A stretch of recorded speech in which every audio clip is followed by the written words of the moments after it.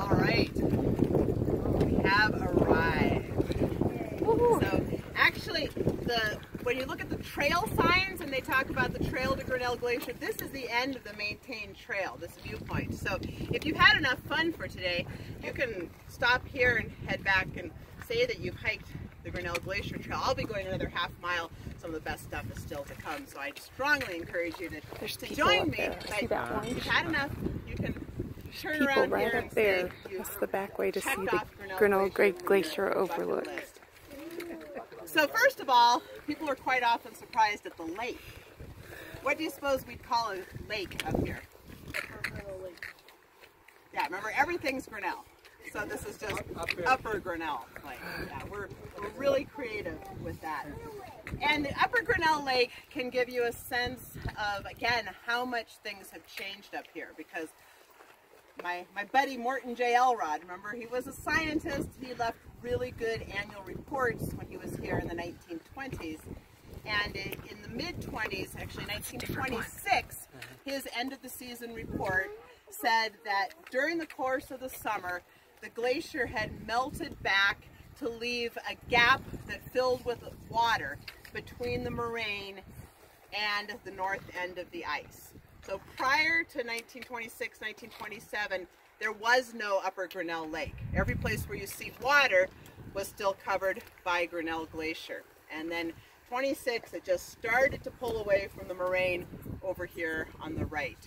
And it has continued to grow larger as far as the lake, smaller as far as the glacier every year since then.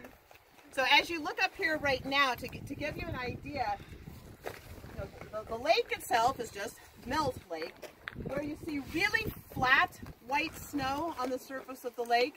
If you live someplace where lakes freeze in the winter, you know, you get solid ice, and then the winter snow falls on top of that ice and accumulates. So see, at the far end where you see really flat white snow, that's part of the lake that hasn't thawed from winter yet. It was it's frozen most of the year, and it simply hasn't thawed. But then when you see these bigger chunks that are floating around in the lake, those are icebergs. Those are actually icebergs that have calved off Grinnell Glacier in the last week, because I do this every Monday. And a week ago, we didn't have any icebergs for this year yet. So they have calved off the glacier in the last week. The glacier itself is still mostly covered by last winter's snow. You know, this is still the early part of the summer to be seeing the ice. So as you look at the largest expanse of white snow over there, most of that is snow on top of Grinnell Glacier. Now, where you can see the dirtier, almost gray color, that's where you're actually seeing the ice of Grinnell Glacier. That's where last winter's snow has melted. And you can see, remember, moraines are formed because the glacier moves all sorts of rock here. So you see a lot of rock on the surface of the glacier. But it's where the snow is not so shiny white that you're actually seeing the glacier itself. And my group, we're going to get closer over there where we can really see it a lot better. But even from this distance, you can start to see some of the cracks in the surface of the glacier. And those are crevasses. I'll talk about them more as we get over there. But the crevasses are, well, the crevasses and the calving are why it would be incredibly risky to go out onto the ice. Historically, we actually used to lead this group out onto the ice. I did that for many years when I started working here, but that's when the glacier was much larger and it was kind of more dependable and we knew where we were going. Now it's melting so quickly that it's changing so rapidly that it's just not safe.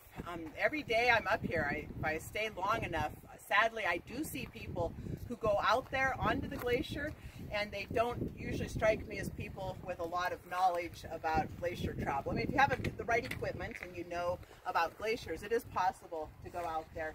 But those crevasses in some cases can be 70, 80 feet deep. And in a lot of cases this time of year, the top of the crevasse is still covered with a snow bridge. So it looks like it's just solid snow. It may just be a couple of inches, and then somebody could break through and go plummeting 80 feet down into the bowels of the glacier, and there would be nothing anybody could do for them. Then the other thing is just to realize that these pieces floating out here have broken off the glacier in the last week along the edge. It's usually fairly small pieces that break off, but sometimes it can be a pretty large piece too. So you never know how much of the bottom part of the glacier is going to break loose, you know, flip upside down in the water and then bounce up again as an iceberg. So a lot of reasons that we don't go out onto the glacier anymore. We've had a lot of research done here over the years on Grinnell Glacier. One of the things is just to try to figure out how thick it is, how deep it is.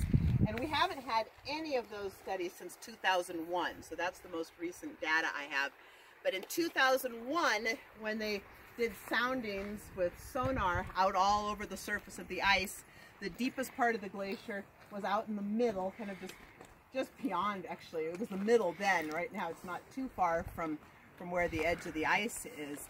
But at that time, that deepest part of the glacier in 2001 was about 300 feet thick. Wow. So it really does have its own cirque, it's its own basin that it has carved up there. They also did soundings in the lake. You know, grad students, the reason professors have grad students is for labor. So the grad students had to carry an inflatable raft up here and then float around the lake doing soundings all over the surface. And the deepest part of the lake was right where it was up against the edge of the glacier, and that was measuring 180 feet deep. So when you see the lake up here and you see the edge of the glacier looking real thin as it comes to the edge of the edge of the water, it's really that there's at least a 180-foot wall of ice that we can't see in the depth of the lake itself. And remember those historic pictures. Salamander Glacier was just part of Grinnell. That was the upper lobe of Grinnell with an ice fall that connected the two until, again, the mid-1920s.